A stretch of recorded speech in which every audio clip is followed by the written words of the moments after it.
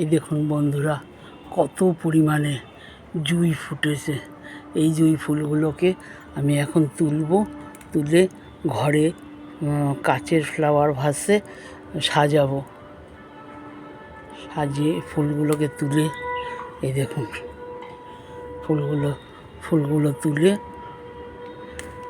আমি সব ফুলগুলোকে তুলে নিই, তারপরে আপনাদেরকে ফ্লাওয়ার ভাসে সাজিয়ে, এই দেখুন ফ্লাওয়ার ভাসে সাজিয়ে দেখাবো। সব কটাকে তুলে নিই আগে। দেখুন বন্ধুরা, এতগুলো ফুল হলো, এগুলো আমি ফ্লাওয়ার ভাসে সাজিয়ে আপনাদের দেখাচ্ছি। এই দেখুন বন্ধুরা, এই যে আমার ফ্লাওয়ার ভাসটা সাজানো হলো।